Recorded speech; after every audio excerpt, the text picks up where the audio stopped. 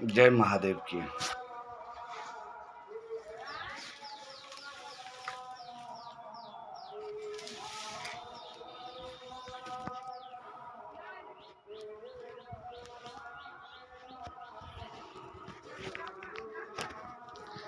आज मैं आप तमाम भारतीयों से, भारतवासियों से, आप तमाम बुद्धिजीवियों से और आप तमाम ईमानदारों से एक बात शेयर करने जा रहा हूँ।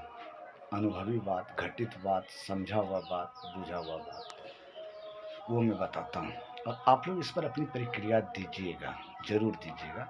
आज सोशल मीडिया की ज़माना है, वो जहाँ वो मीडिया ना पहुँचे वहाँ हम पहुँचे सोशल मीडिया, इसकी ज़माना है कि बाल विवाह क्यों होता है।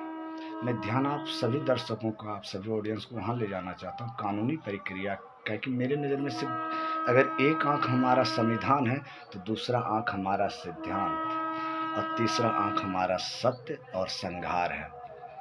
तो बात चलते हैं, हमने किस बात की बात की? बाल विवाह, जो 2006 एक्ट आई और साथ में वो पारित भी हो गया कि आखिर में बाल विवाह का मजबूरी क्या है। जड़ पर पहुंचते, इसके अलजेब्रा, ट्रिगोनोमेट्री, ज्योमेट्री पर पहुंचते हैं। बाल विवाह होने का मात्र किसी बाप के पास दो ही उद्देश्य होता है, दो ही कारण होता है, दो ही लक्ष्य होते हैं किसी भी संसार के माँ बाप के पास। पहला और मजबूत उदाहरण मैं प्रस्तुत करना चाहता हूँ, वो है गरीबी, और दूसरा हरासमेंट, सेक्समेंट, मजबूरी का फायदा, जानवरों जैसा बिहेवियर, सबको कल ही चाहिए। अब मैं आता हूँ इस जगह पर। सबसे पहले गरीबी मुद्दों को लेकर इसे समाप्त करता हूँ। गरीबी में कुछ ऐसे भी घर हैं हमारे भारतवर्ष में या कहीं और भी पृथ्वी पर, जो एक बेटी के बाप होता है, उसकी मैं बात कर रहा हूँ। क्या होता है कि घर में 4-5 बाल बच्चे हैं, कमाने वाला एक है, खाने वाला न सही से पहनने का ठिकाना। बेटा तो किसी तरह चल भी जाएगा, लेकिन प्रत्येक माँ बाप अपने बेटे से ज़्यादा बेटी से प्रेम करते हैं। वो सोचते हैं कि मेरे बेटी के सर पे कपड़ा और बदन पे कपड़ा, अच्छा पहने, अच्छा उड़े। इसलिए कई विवाह ऐसे भी, वो लोग एक फैक्ट तो संविधान और सिद्धांत नहीं, बल्कि वो हमारे शास्त्र से जानते कि बेटी तो अपना है ही नहीं, वो तो बस एक मेहमान है, अतिथि है।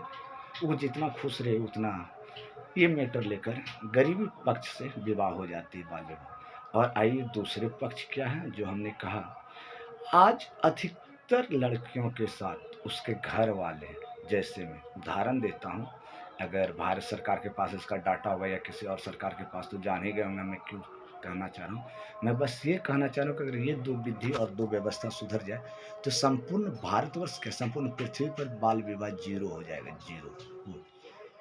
चाचा, मामा, भाई, दादा, गुतिया, लैया, अड़ोसी पड़ोसी, इनके वजह से वो क्या हो जाते हैं, कुछ चोर लुच्चे और सामाजिक तत्व के अज्ञानी लोगों का, अहंकारी लोगों के वजह से सेक्सुअल हरासमेंट हो जाते हैं, जिनके बाद एक माँ बाप को लगता है कि अब क्या ज़िंदगी में, अब इसका कहीं कोई लंगड़ा, लुल्हा, अंधा, काना, बहरा, गूंगा, कहीं भी इसे विदा कर देना चाहिए, निकाल देना चाहिए, नहीं तो हमारी नाक कट जाएगी।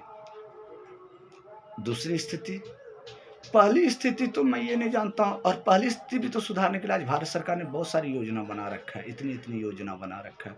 और दूसरी स्थिति को सुधारने के लिए प्रशासनिक व्यवस्था, अर्थात न्याय व्यवस्था, अर्थात वो जिनके सबसे ज़्यादा उपग्रह हैं शनि, वो व्यवस्था को सुधारनी होगी, तो ये व्यवस्था जीरो हो जाएगा। मेरी मानना है कि प्रत्येक एक लड़कियों को भी उतना अधिकार मिलना चाहिए कि कम से कम +2 तक की तो शिक्षा अनिवार्य हो। +2 से पहले अगर उनकी विवाह हो जाए तो ये अपराध हो,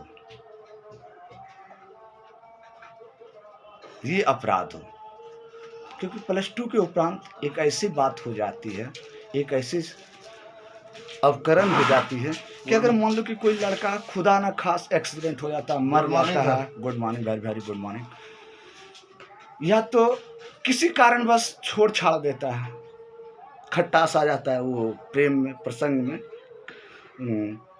तो लड़की अगर +2 तक पढ़ी लिखी है ना, तो इतना तो वो कर सकते हैं कि अपनी ज़िंदगी और अपने घर परिवार को, तो कोई लड़का का घर परिवार नहीं होता, घर परिवार हमेशा लड़कियों का ही हुआ है, स्त्रियों का ही हुआ है। इसलिए आज भी हम उसे जननी कहते हैं।